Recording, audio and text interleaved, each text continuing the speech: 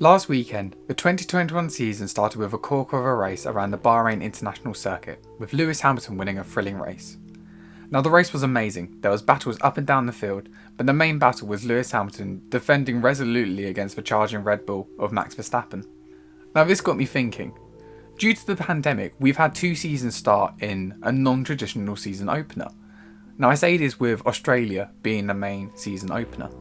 Melbourne has hosted the season opener ever since Australia moved from the season finale in Adelaide, except from 2006 when Melbourne was hosting the Commonwealth Games and 2010.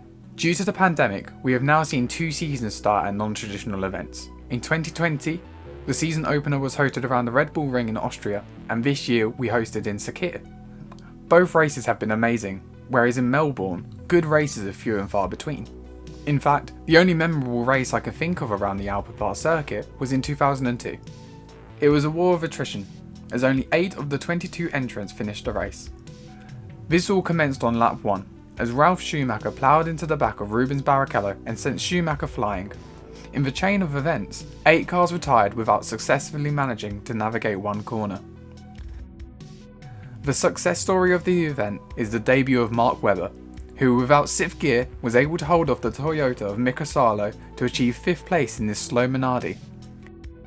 Team boss Paul Stoddard and Webber celebrated on the podium in front of their home fans. Now one memorable race in 24 attempts isn't something to shout about, especially as the last 2 seasons have started with really good races. And now that's got me thinking that Melbourne should stop being a season opener and Bahrain should take this place. Now why Bahrain? Well, all you need to do is look back over the last few years and you will see that Bahrain has hosted some of the best races in recent times. As I've said, 2021 was an exhilarating race, but 2020 had the drama of Grosjean's crash, and the Sakir race, although not the full race circuit, had the amazing last to first debut win for Sergio Perez. But you also had the debuts of Pietro Fittipaldi and Jack Aitken, who replaced the driver who should have won the race in George Russell, who stepped in to replace Hamilton after he contracted the coronavirus. And whilst we're talking about Hamilton, it would be stupid to not even mention the 2014 duel in the desert with Nico Rosberg. But let us compare Bahrain to Melbourne. Firstly, in the sense of overtaking and wheel-to-wheel action, Bahrain is miles ahead. The first sector produces so much overtaking and wheel-to-wheel action compared to Melbourne, which doesn't really have any. In last weekend's race there were 60 overtakes, and that's not even mentioning the strategic nightmare that Bahrain is. You compare that to Australia, and in 2019 there was only 14 overtakes, and 15 the year before. One of the things I think is most important for a season opener is excitement, and a procession around Albert Park just doesn't do that. New circuit changes to Melbourne aim to promote overtaking, but I don't think it would do much, and either way, it isn't going to challenge Bahrain. As I said, the opening race of a season needs excitement, and one of the ways that Bahrain does this is for a night race. Nothing could beat the spectacle of a night race for me. Seeing the cars glow under lights is truly astonishing. Don't get me wrong, the Australian sunlight is great, but waking up at 6 o'clock in the morning isn't. This leads on to one of the next benefits of Bahrain, which is the start times. Hosting a night race means that for Europe it is slap bang in the middle of the afternoon. A season opener in Melbourne means that us Europeans have to wake up at 6 in the morning, whereas people in the Americas have to stay up way past midnight.